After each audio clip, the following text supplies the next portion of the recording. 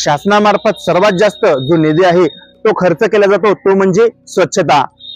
आपल्या मागच आपण बघतो की स्वच्छ भारत सुंदर पुसद, एक कदम स्वच्छता की ओर, परंतु पुसद मध्ये थेट घडते ते उलटच, एक कदम गंदगी की ओर।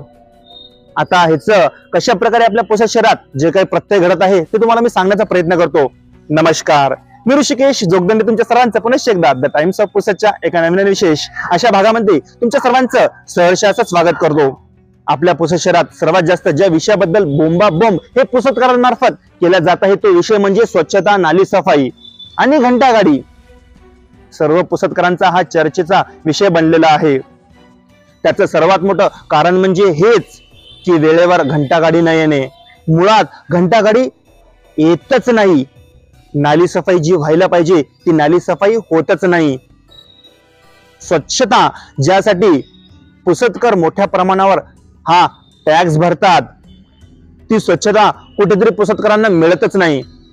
अगदी काल आणि आज आपल्या पुसदमध्ये पाणी पडले आणि त्यामध्ये नगरपालिकेचा भोंगळ कारभार हा उघडा झाला। अक्षरशः लोकांच्या घरामध्ये नालीचे पाणी शिरले। बहुतांशी जे व्यापारी आहे त्यांच्या दुकानामध्ये हेच नालीचे पाणी शिरले।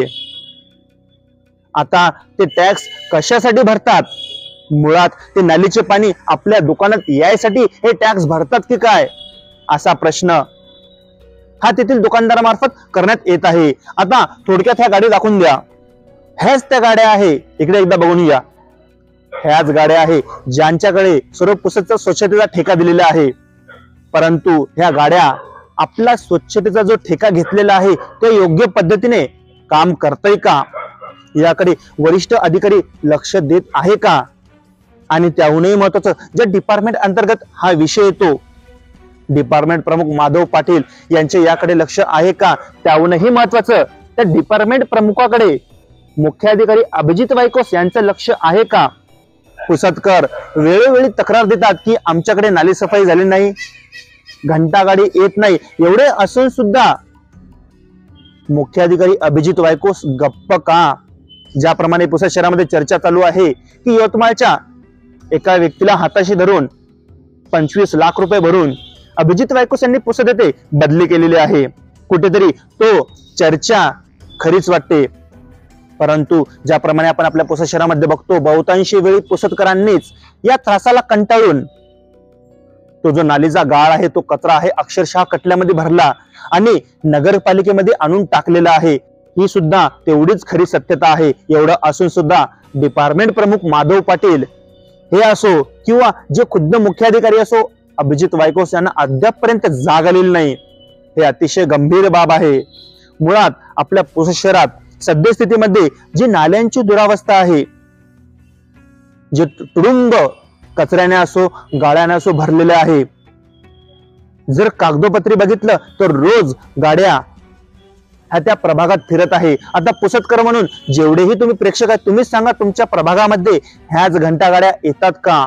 आता प्रभाग वाईज या घंटागाड्यांचा नंबर लागलेला आहे, प्रत्येक प्रभागामध्ये घंटागाडी ही फिरलीच पाहिजे, परंतु तुमच्या प्रभागामध्ये घंटागाडी येतोय का योग्य प्रमाणे? ज्याप्रमाणे पूर्वी आपण बघतो की पहिले गाणे लागायचे, घोषणा करण्यात यायच्या की गाडी आलेली आहे, तुम्ही तुमच्या घरातला कचरा आणून गाडीत टाका, पण सद्यस्थितीमध्ये आपण काय बघतो? कोणतीही घोषणा नाही, मुळात गाडीच येत नाही।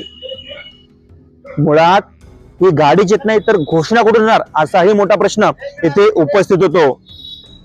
आता जेवढेही पुसदकर आहे, जेवढेही प्रेक्षक आहे, आता तुम्हीच सांगा तुमच्या घराकडे घंटागाडी येतय का, नियमित नाली सफाई होतय का? जर खरंच नाली सफाई झाली असती तर काल ज्याप्रमाणे आपल्या पुसद शहरामध्ये घडलं किंवा आजही नाल्या तुडुंब भरून वाहू लागल्या आणि अक्षरशः व्यापाऱ्यांच्या असो सामान्य व्यक्तींच्या घरात ते पाणी शिरलेलं आहे।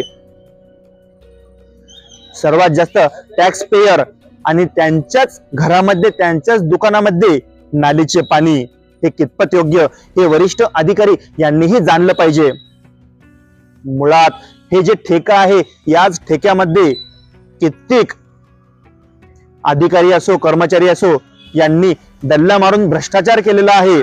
त्याचमुळे कितीही तक्रार देऊन कितीही अर्ज करून कितीही वेळा कचरा यांच्या घराच्या समोर टाकून एक प्रकारे ऑफिस म्हणजे घर, एवढे करून सुद्धा यांना या कुंभकर्णी झोपेत असलेल्या अधिकाऱ्यांना जाग आली नाही. या विषयाकडेही लक्ष देणे गरजेचे आहे. आता यानंतर तरी लाजकाज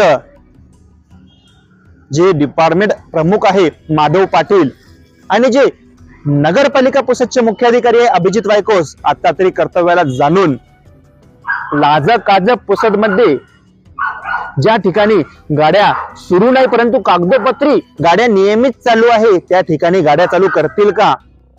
घंटा गाडी ज्यासाठी आणलेली आहे ते काम योग्य पद्धतीने त्यांना करायला लावेल का? हाही प्रश्न इथे उपस्थित होतो. आणखीही एक सर्वात महत्वाचं म्हणजे आपण सर्व बघतो आपल्या पुसद शहरात काही निवडकच ठिकाणी जे घंटा गाड्या ते जाऊन थांबत आहे. सर्वांनाच माहित आहे ते ठिकाण कोणते, ते स्पॉट कोणते.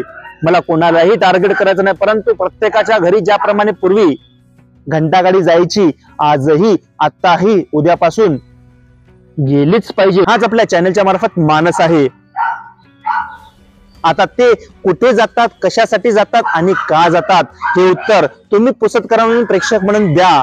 आजचा भाग कशा प्रकारे तुम्हाला वाटला तेही तुम्ही कमेंट बॉक्स मध्ये नोंदवा. आणखी काय सुचवता येईल त्याबद्दलही तुम्ही सांगा. कशा प्रकारे हे अधिकारी आहे जे गल्लेलट्ट पगार घेणारे अधिकारी आहे, परंतु हे जे गाड्या आहेत ज्या कामासाठी इथे लावलेल्या आहेत त्या फक्त नावासाठीच. जे चालक आहे, जे चालवणारे आहे, जे कामगार वर्ग आहे ते योग्य पद्धतीने काम करत आहे का नाही का हे बघणारे काय करत आहे? फक्त त्यांना गाड्या फिरवण्यासाठी पैसा दिला जातो का, पगार दिला जातो का, याकडेही वरिष्ठांनी लक्ष देणे गरजेचे आहे. 3-3 फेऱ्या प्रत्येक गाडीला पुसदमध्ये ठरवलेल्या आहे, परंतु किंचितच गाडी ही 1 किंवा 2 ट्रिप पेक्षा जास्त ट्रिपा करते. आता यातले बरेच टेक्निकल असे विषय आहे. यानंतर आपण थेट जे विभाग प्रमुख आहे, ज्या डिपार्टमेंट अंतर्गत हा विषय येतो, माधव पाटील यांचीच थेट मुलाखत घेण्याचा प्रयत्न करू. त्यांच्याच मार्फत जे टेक्निकल विषय आहे याबद्दलही आपण उत्तर घेण्याचा प्रयत्न करू. आता बघू त्यांच्या मार्फत तरी आपल्याला सकारात्मक उत्तर मिळते का. त्यानंतर थेट मुख्याधिकारी अभिजित वायकोस यांच्या मार्फत हे उत्तर घेण्याचा प्रयत्न करू. ते कशा प्रकारे या प्रश्नाचं उत्तर देतील. मुळात आगामी म्हणल्यापेक्षा पावसाळा सुरूच झालेला आहे.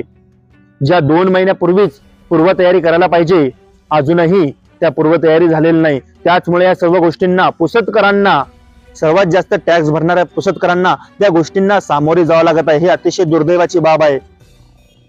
या भ्रष्ट अधिकाऱ्यांना तर ज्याप्रमाणे म्हटलं की 25 लाख रुपये भरून आणि यवतमाळीतील एका व्यक्तीला हाताशी धरून पुसदमध्ये बदली करून घेतली अशी पुसदमध्ये चर्चा आहे.